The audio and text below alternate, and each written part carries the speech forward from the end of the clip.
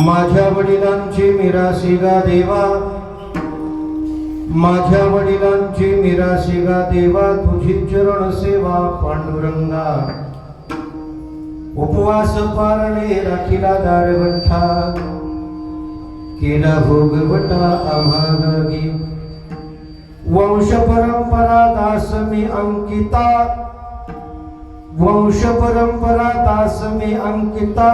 तुझ मोकलिता लाज कोणा, तुका मोकलिता लाज कोणा. उपवास पारणे राखीला दारवंठा, केला भोगवटा आम्हाला गे. विठाला विठाला.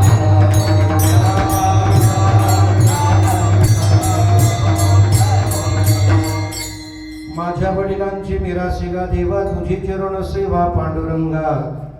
उपवास पारणे राखीला दारवंठा, केला भोगवटा आम्हा लागी. यवंत प्रविश मम वाचमिमां प्रसुप्ता, संजीवयत्यखिल शक्तिधर स्वधाम्ना. अन्यौष्ट हस्तचरण श्रवणत्वगादे, प्राणान्नमो भगवते पुरुषाय तुभ्यं. महायोगपीठे तटे भीमरथ्या, वरं पुंडरीकाय दातुं मुनीन्द्रैः. समागत्य तिष्ठन्तमानन्दकन्दं, परब्रह्मलिङ्गं भजे पाण्डुरङ्गं.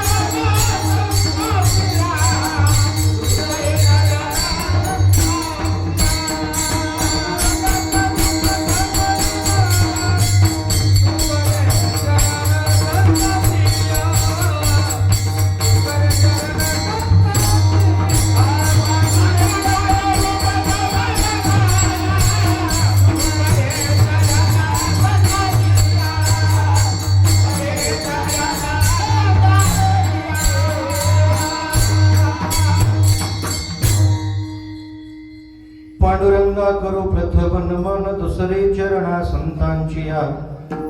ज्यांच्या कृपादाने कथेचा विस्तारो बाबाजी सद्गुरु दास तुका. अलंकापुरी रम्य सिंहासनस्थं, पदांभोज तेजस्फुरदि प्रदेशं. विधींद्रादिदेवैः सदा स्तूयमानं, समाधिस्थमूर्तिं भजे ज्ञानदेवं. नमो ज्ञानेश्वरा, नमो ज्ञानेश्वरा निवृत्तिमुदारा सोपानदेवा. मुक्ताबाई नमो त्रिभुवन पावनी, अद्यत्रिय जननी देवांची. अतुलित बलधाम भीमशैलाभदेहं, धनुजवन कृशारं ज्ञानिनाम् अग्रगण्यं. सकल गुण निधानं वानरानामधीशं, रघुपति प्रिय भक्तं वातजातं नमामि. विठाला.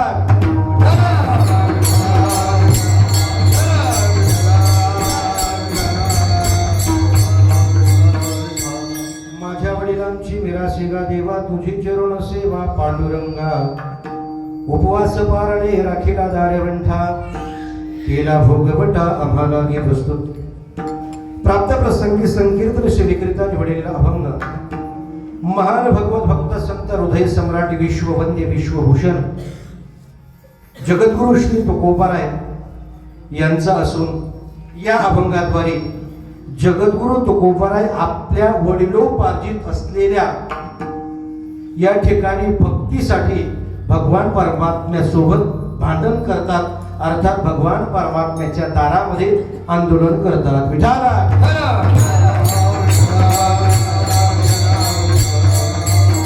जगद्गुरु तुकोबाराय म्हणतात की हे भगवंता, ही जी चरण सेवा आहे ती माझे वडिलोपार्जित आहे. वारसा हक्कानं ह्या माझा ठेवा आहे. हे भक्ती म्हणजे आमचा ठेवा आहे. माझ्या वडिलांची मिरासी गा देवा. कोणती मिरासी माझ्या वडिलांची? तर तुझी चरण सेवा पांडुरंगा. बरी चरण सेवा आम्ही प्राप्त करण्याकरता आम्ही काय काय केलं? तर उपवास केलं, पारणं केलं, तुझ्या दारीचा दारवंठा राखला, आणि आमच्या वडिलांनी आम्हाला हा भोगवटा तयार करून ठेवलेला आहे. आणि म्हणून ही जी परंपरा आहे ती परंपरा आमच्या घरामध्ये वंश परंपरा आमच्या विश्वंभर बाबापासून आज तागायत ही भक्तीची परंपरा आम्हाला लाभलेली आहे. म्हणून या भक्तीच्या परंपरेवर आमचा हक्क आहे असं तुकोबराई या भागातून म्हणतात. विठाला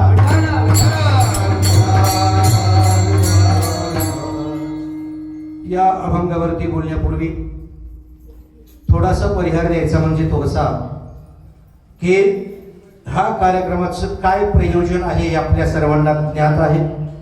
तर एक वक्त्याचं कर्तव्य म्हणून या ठिकाणी सांगू इच्छितो की आज आपल्या गावातील एक ज्येष्ठ वैकुंठवासी एकनाथ मारुती खरात यांना आज इहलोकातून जाऊन आज 13-14 दिवस पूर्ण होत आहेत.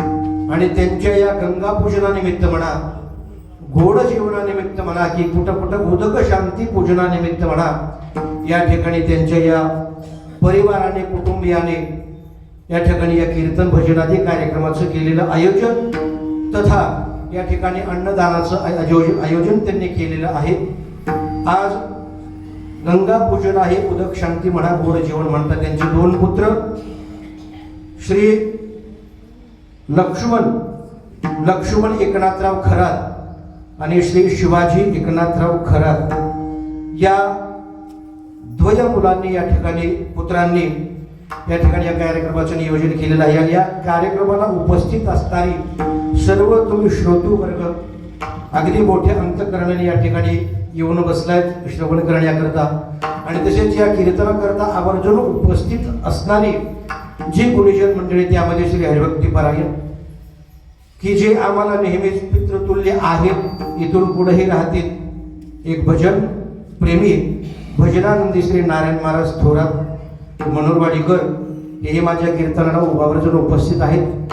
आणि एक आमच्या तालुक्याचं वैभव एक उदयनमुख मृदंगाचार्य एकनाथ महाराज गरे या ठिकाणी उपस्थित आहेत. पुन्हा कृष्णा महाराज वानखेडे, अर्जुन महाराज आहेत. आणि या ठिकाणी सर्व परिचित अपरिचित असणारी सर्व गुणीजन मंडळी माझ्या या कीर्तनासाठी उपस्थित आहेत. म्हणून सर्वांना एकदम मनपूर्वक धन्यवाद. विठाला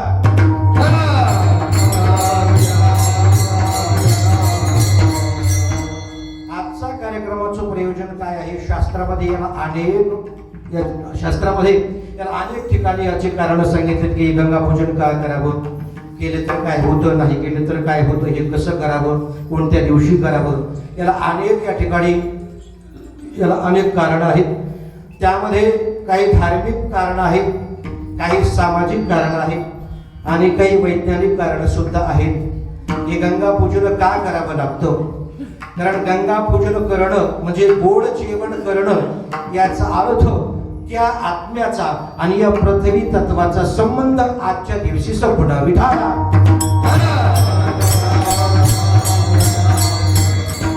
हे झालं धार्मिक कारण. कारण तो लिंग देह धारण करून या पृथ्वी तत्वातून तो निघून त्या ठिकाणी आकाश तत्वामध्ये जाण्याचा प्रयत्न करतो, म्हणून हे धार्मिक कारण असतं. दुसरं वैज्ञानिक कारण असं जर म्हटलं तर या परिवारातील जी सर्व मंडळी यांनी 10-12 दिवस अत्यंत निराशेमध्ये दुःखामध्ये त्यांचं जीवन गेलेलं असतं या 10-12 दिवसामध्ये. म्हणून त्यांना कुठंतरी शारीरिक बल प्राप्त व्हावं, कुठंतरी त्यामुळं आज या ठिकाणी कुठंतरी पंचपक्वान्न किंवा पक्वान्नाचं जेवण करतात. आणि दुसरी गोष्ट म्हणजे की आज गेलेल्या आत्म्याचा दुखवटा आज संपतो, ही शास्त्र सांगतो बरं का. परंतु आता ही एक वयोवृद्ध म्हणून ठीक आहे, परंतु एखादा तरुण जर मुलगा एखाद्या माता मौलीचं जर गेलेला असेल तर तिचं दुःख कधी संपत नाही. पण शास्त्रानुसार बोलतो मी की आज दुःखवटा संपतो. आणि कसं असतं की 10-12 दिवसाचं त्यांनी जेवण हे साधं अन्न घेतलेलं असतं. आणि आज कुठं खीर करतात, कुठं गोड जेवण करतात. आणि ते गोड जेवण देऊन पुन्हा त्यामध्ये दुसरं एक कारण आहे की जी आलेली पाहुणे रावळे मंडळी म्हणा की ब्राह्मण मंडळी म्हणा, एक वैष्णव मंडळी म्हणा, यांना जेवण घालून त्यांचा आशीर्वाद प्राप्त करून घेणं म्हणजे आजचा दिवस आहे.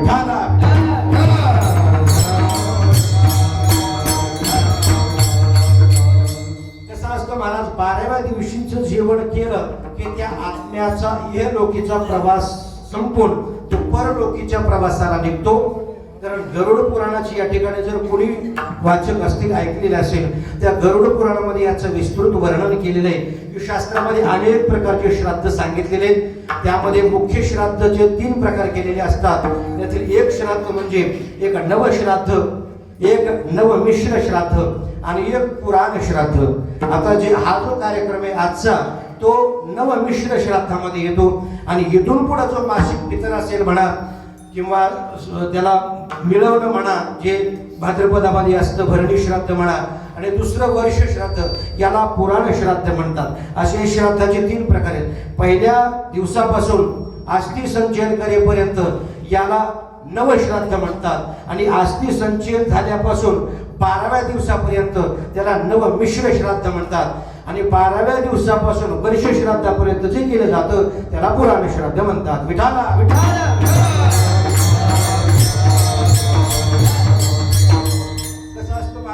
गरुड पुराण जर सांगायचं म्हणलं तर ऐका, कारण अण्णाला माहिती की मला दुसरं काही हसवायला वगैरे येत नाही. हसण्याची अपेक्षा कीर्तनामध्ये करू नये. कारण श्री गुरु चैतन्य महाराज म्हणतात की कीर्तन हे हसण्याचं साधन नाही, कीर्तन हे रडण्याचंही साधन नाही. हसण्याचे प्रसंग आल्यानंतर आणि रडण्याचे प्रसंग आल्यानंतर कसं राहावं यासाठी कीर्तन आहे. विठाला.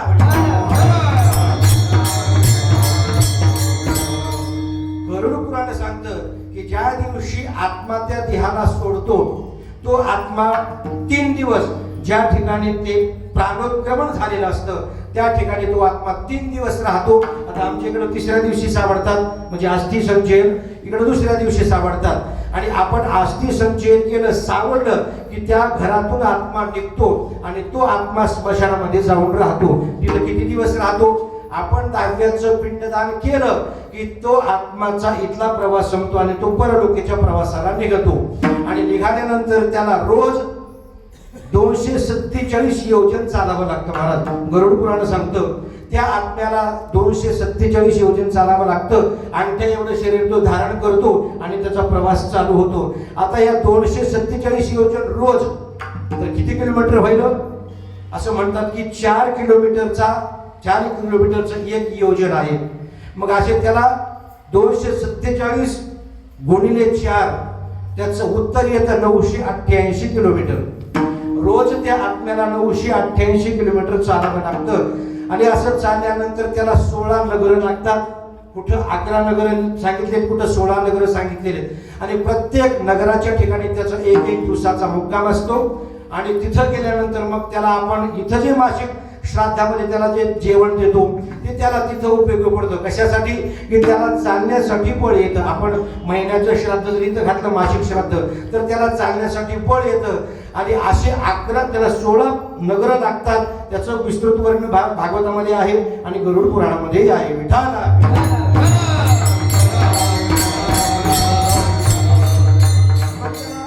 डोंगर लागतात, पर्वत लागतात. आपण त्याला मग गंगेवर गेल्यानंतर आपण त्याला जे पाहिजे ते वस्तू देतो. तिथं काय काय देतो अण्णा? तिथं चप्पल देतो, सतरंजी देतो, पांघराणे देतो. एखादा नातिक असेल तर चपटी पण द्यावी लागते म्हणतात, मला माहित नाही. तिथं सगळं त्याला द्यावं लागतं. का द्यावं लागतं? कारण त्याचा प्रवास सुखकर व्हावा म्हणून द्यावं लागतं. पुढे गेल्यानंतर त्याला वैतरणी नावाची नदी लागते आणि त्या नदीची 100 योजन लांबी सांगितली.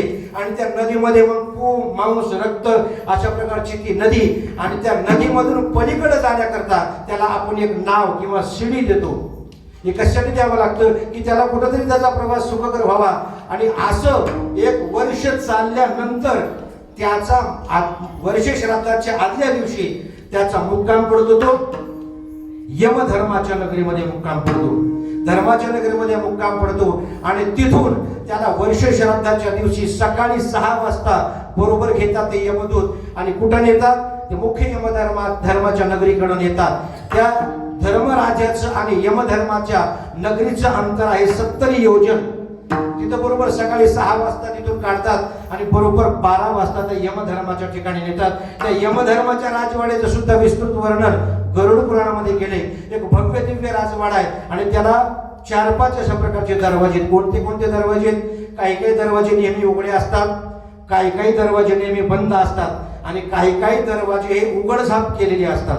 मग आपलं जसं पुण्य असेल तसं त्या दरवाजामधून आपल्याला नेलं जातं. फक्त संत आणि साधू हे नेहमी उघड्या दरवाजातून जातात, परंतु आपल्याला जे उघडझाप करणारे दरवाजे आहेत त्या दरवाजामधून आपल्याला नेलं जातं. अगोदर आपल्याला बाहेर उभं केलं जातं आणि आपली फाईल म्हणा, आपल्या कर्माचा हिशोब तो त्या यमधर्माकडे नेला जातो आणि यमधर्माला तो हिशोब दाखवल्यानंतर मग आपल्या पाप पुण्यानुसार त्याला कुठं टाकायचं हा यमधर्म विचार करतो.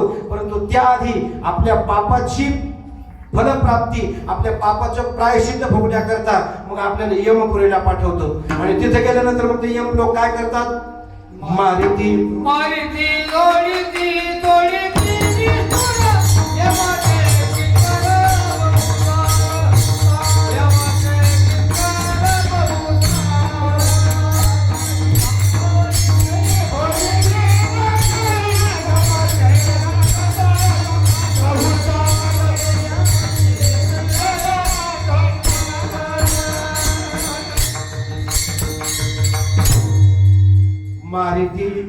तोडिती छोडिती निष्ठुर यमाचे किंकर बहुसार. जर आपण नुसतं पापच केलेलं असेल महाराज तर आपल्याला काय करतात मग ते मारिती तोडिती छोडिती. किंवा तो गोपाळ्या म्हणतात की ओढाळ सापडे जैसी धन्या चोर यातना धरी जतो. जसं एखादा शेतकऱ्याचं उदाहरण दिलं आणि सकाळी त्याच्या हातातून एक गाय निष्ठावी आणि संध्याकाळी त्याला 6ला सापडावी, तिच्या मागं पळून पळून दमतो आणि ती सापडल्यानंतर मग शेतकरी तिची काय आरती घेऊन पूजा करतो का. ओढाळ सापडे जैसी धन्या. तशा प्रकारचं आपल्याला ती यम किंकर तसं करतात आणि मग वर्ष श्राद्ध झाल्यानंतर खऱ्या अर्थानं त्या आत्म्याचा आणि आपला संबंध तुटतो. पण इथंही तुटत नाही महाराज, ते पुन्हा पितर लोकांमध्ये जातात आणि पितर लोकांमध्ये गेल्यानंतर सुद्धा आपण त्यांची सेवाच करावी लागते. विठाला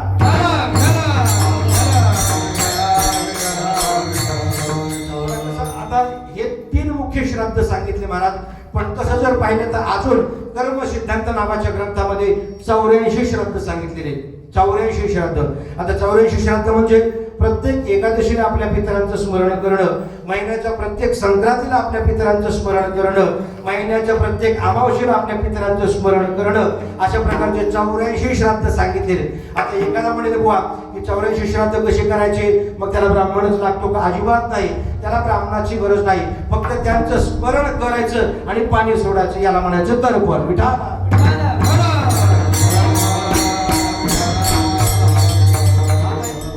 बाबा आम्हाला प्रपंचाच्या व्यापामुळं आम्हाला तेही घडत नाही. ठीक आहे म्हटले, आपल्याकडे शास्त्रामध्ये आपल्या पळवाटा भरपूर सांगितलेल्या आहेत.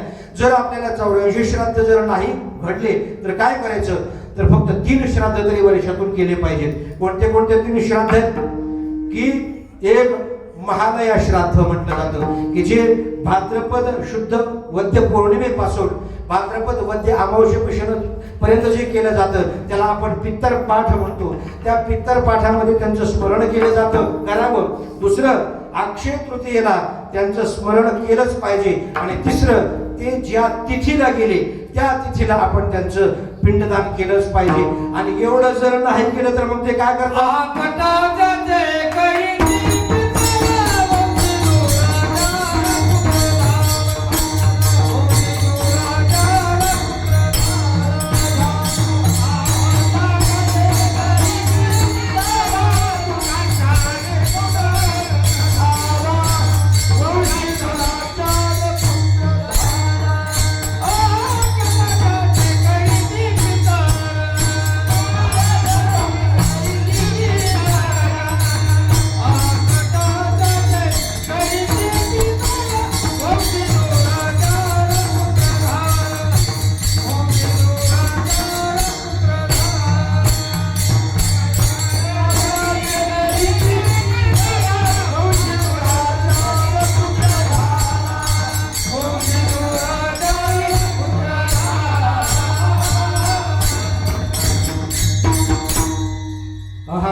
त्याचे करीती पितर वंशी दुराचार पुत्र झाला. आपण त्यांचं पिंडदान तर्पण त्यांचं स्मरण जर नाही केलं तर काय होतं बघ, हा कटा त्याचे करीती पितर, ते पितर परत येतात आणि आपल्याला शाप देतात. परिणाम मग आपल्या घरामध्ये घुसतो, पितृदोष घुसतो, त्रिपिंडी श्राद्ध घुसतं, कालसर्प घुसतं आणि अशा प्रकारच्या त्रासामुळं आपल्या घरामध्ये सुख, समाधान, शांती राहत नाही.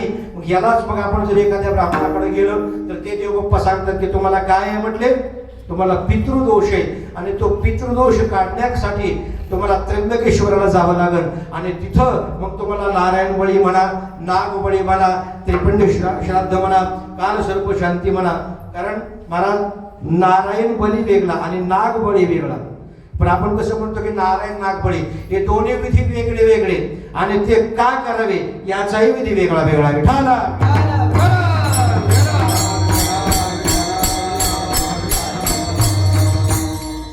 नारायण बळी याच्यासाठी करावा लागतो की आपल्या घरामध्ये जर 6 प्रकारानं जर कोणाचा मृत्यू झालेला असेल तर त्यासाठी नारायण बळी करावा लागतो. 6 प्रकार कोणते? कुणी आत्महत्या करणं, कुणी जाळून मरणं, कुणी बुडून मरणं, कुणाचं अपघाती मरण येणं, कुणाच्या दुखण्यामध्ये अल्प वयामध्ये दुखणं येणं. जर असे मृत्यू आपल्या घरामध्ये झाले तर त्याचा दोष लागतोच आणि त्यासाठी नारायण बळी करावा लागतो. आणि नागबळी कशासाठी करावा लागतो तर नागबळी याच्यासाठी करावा लागतो की आपल्या पूर्वजांनी, कारण आपण सगळे शेतकरी आहोत, आपल्या पूर्वज कुणीतरी शेतामध्ये म्हणा, घरामध्ये म्हणा, निघालेला साप हा मारला जातो. मग त्या सापाचा दोष आपल्याला लागतो म्हणून नागबळी करावा लागतो. विठाला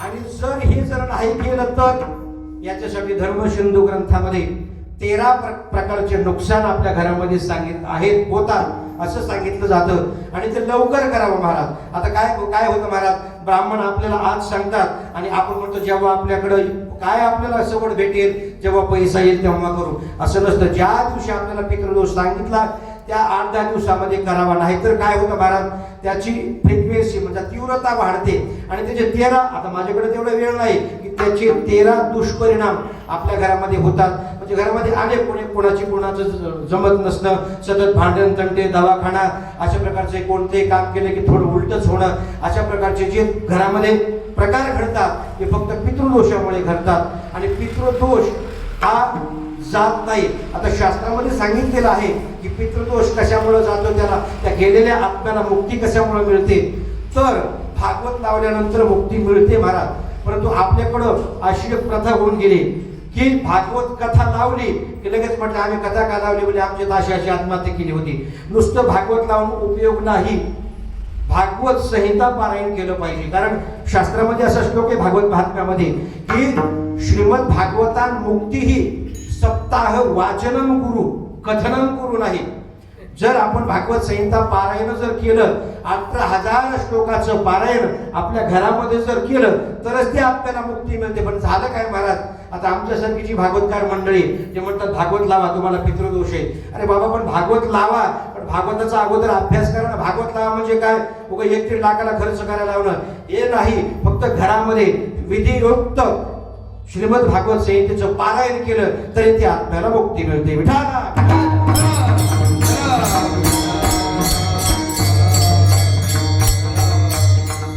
आता अलीकडची शिकलेली मंडळी म्हणेल की महाराज आपण इथं पिंडदान केलं, आपण इथं तर्पण केलं तर ते स्वर्गामध्ये पितरांना कसं काय जातो. ती शिकलेली मंडळी म्हणतात कशाचा देव कशाचा धर्म, गेलं ते गेलं असं म्हणतात. पण तसं नाही महाराज. कसं असतं महाराज, प्रत्येक गोष्टीला टेक्नॉलॉजी. जर विज्ञानाच्या दृष्टीने तुम्हाला पटवून देतो मी महाराज, विज्ञानाच्या दृष्टीने आता प्रत्येकाकडे त्या ठिकाणी अँड्रॉइड मोबाईल आहे आणि त्यामध्ये एक फंक्शन आहे महाराज व्हॉट्सॲप नावाचं फंक्शन आहे. आता समजा मी इथं हातावर लिहिलं आमच्या अण्णाला की अण्णा जय हरी, तिथं अण्णाच्या हातावर उमटल का जय हरी म्हणून? उमटणार नाही, कारण ती टेक्नॉलॉजी अजून उपलब्ध नाही. परंतु इथं माझ्या मोबाईलवर जाऊन व्हॉट्सअपवर जाऊन अण्णाच्या नंबरवर जर मी अण्णा जय हरी केलं तर त्यांना तिथं ते उमटल का त्यांच्या मोबाईलवर? उमटल का? टेक्नॉलॉजी उपलब्ध आहे.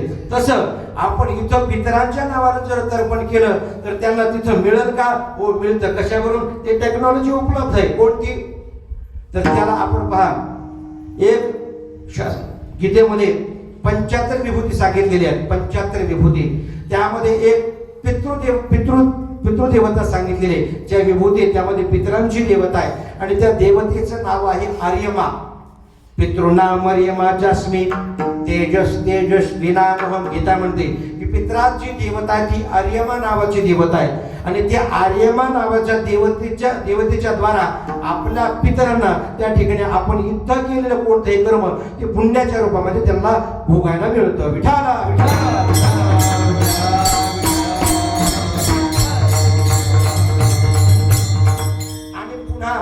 आता कावळ्याचा आणि त्या पिंडाचा काय संबंध आहे महाराज?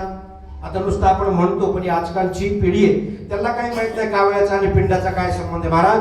ती आर्यमा नावाची जी देवता आहे तिचं वाहन आहे कावळा.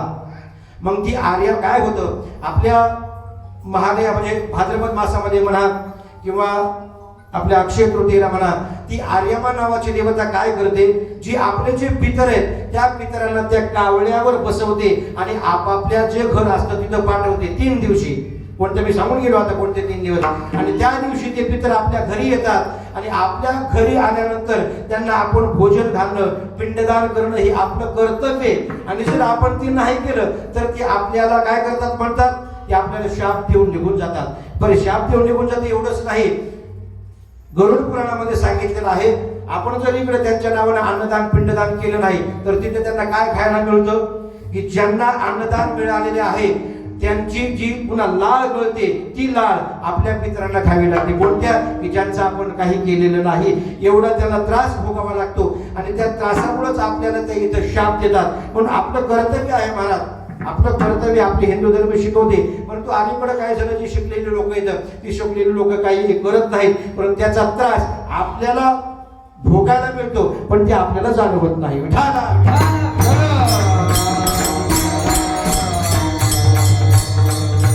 आणि म्हणून हे पुत्राचे कर्तव्य आहेत महाराज, पुत्राचे कर्तव्य आहेत. आता मला सांगा, पुत्राला पुत्रता कशाने प्राप्त होईल? आता या ठिकाणी एकनाथ महाराज आहेत, हे आपल्यालाही तो सिद्ध करतात की मला वाजवता येतो, हे वाजवून आपल्याला सिद्ध करतात. या ठिकाणी अण्णा आलेले आहेत, ते आपल्याला गाऊन हे सिद्ध करतात की मला गायला येतं. मी इथं एक तोडकं मोडकं कीर्तन करतो, मला हे सिद्ध करायचं आहे की मला कीर्तन करता येतं. तसं आपण पुत्र आहोत हे सिद्ध करण्याकरता काय करावं लागतं तर देवी भागवतामध्ये एक श्लोक आलेला आहे, जर आपल्याला पुत्रता साध्य करायची असेल तर आपण हे 3 कार्य केले पाहिजेत. कोणते कोणते? विठाला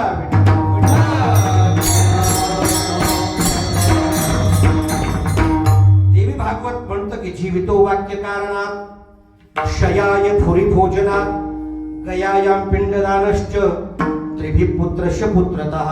जर तुम्हाला पुत्रता ही लाभावी अशी तुमची जर इच्छा असेल तर तुम्ही हे वडिलांकरता 3 कार्य केले पाहिजे. कोणते कोणते?